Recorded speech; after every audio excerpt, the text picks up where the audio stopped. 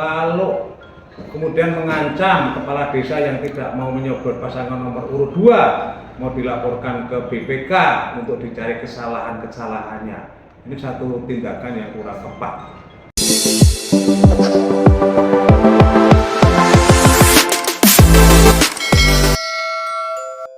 Mohon komentar atau imbauan terhadap para pejabat publik untuk netralitas pada pemilu 2024 ini, Pak.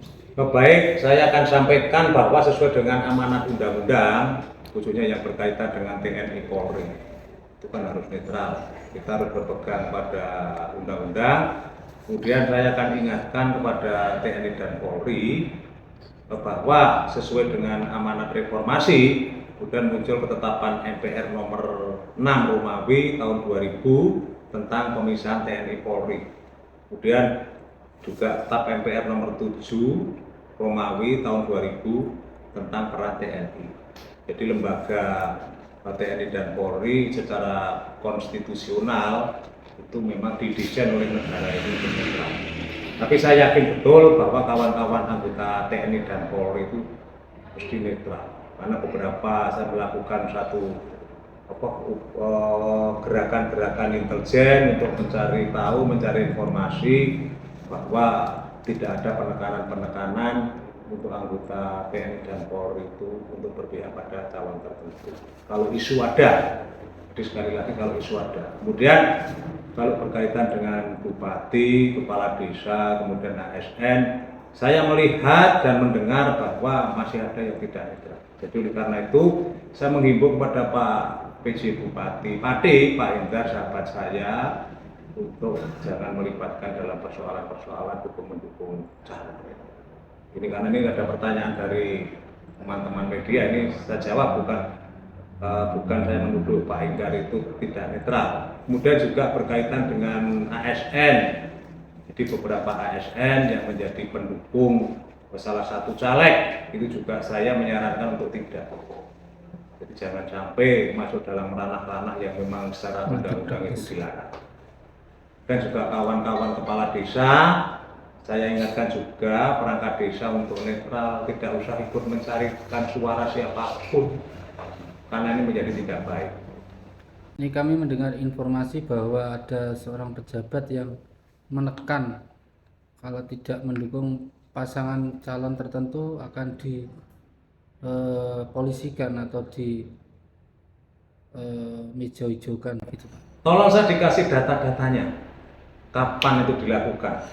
Jadi kita harus berbicara persoalan karena itu kriminal. Tentu kita harus berbicara persoalan kriminal justice system. Di situ ada Undang-Undang Nomor 8 Tahun 1981 tentang hukum acara pidana. Saya berikan data konkretnya, siapa yang melakukan, siapa saksinya, kapan, berikan ke saya nanti untuk saya laporkan kepada Bawaslu. Ini sudah 2 kali untuk pengumpulan para kades. Yang terakhir kemarin tanggal 11 bulan Januari 2024. Datanya seperti itu. Kemarin para kades diwajibkan untuk mengumpulkan HP di pertemuan, dilarang menggunakan atau membawa HP. Dan para kades akan diintimidasi untuk memilih paslon capres nomor urut 2. Itu bagaimana? Ya apa ya, kalau memang ini informasi coba dicek dulu. Apakah itu dilakukan betul atau hanya isu? Kalau itu memang dilakukan, kemudian HP para kepala desa itu jangan dibawa, yaitu wilayahnya. Tapi kalau berkaitan dengan persoalan, mohon maaf ini saya tidak menuduh Pak, tapi saya menjawab pertanyaan Anda. Itu coba diklarifikasi dengan yang bersangkutan. Kemudian kalau berkaitan dengan ada ancaman bahwa kalau tidak mendukung pasangan nomor urut 2, para kepala desa akan diperiksa oleh BPK, dicari kesalahan di proyek desa. Kalau kemudian mengancam kepala desa yang tidak mau menyodor pasangan nomor urut 2 mau dilaporkan ke BPK untuk dicari kesalahan-kesalahannya, ini satu tindakan yang kurang tepat. Di ancaman-ancaman model-model kayak gini itu tidak tepat. Kalau kita mau fair play karena ini demokrasi, ya silahkan aja. Sosialisasi masyarakat yang mau baik mendukung ya. siapa silakan aja. Tapi kalau masalah pemeriksaan BPK itu pemeriksaan rutin. Jadi sesuai dengan Undang-Undang Nomor 15 Tahun 2006 tentang BPK itu pemeriksaan rutin. Jadi jenis pemeriksaan itu ada 3, laporan keuangan, kemudian kinerja, sama dengan tujuan tertentu pemeriksaan investigasi. Kalau berkaitan dengan laporan keuangan, tentu berkaitan dengan kegiatan-kegiatan yang dilaksanakan oleh kepala desa, termasuk bantuan-bantuan keuangan yang diberikan oleh pemerintah pusat. Tapi prinsipnya kalau ancam-mengancam ini nggak betul. Jadi saya berharap kepada kawan-kawan kepala desa jangan takut dengan ancaman. Walaupun saya sendiri mendengar bahwa beberapa yang berkaitan dengan proyek-proyek APBN itu juga ada potongan-potongan yang begitu mengerikan.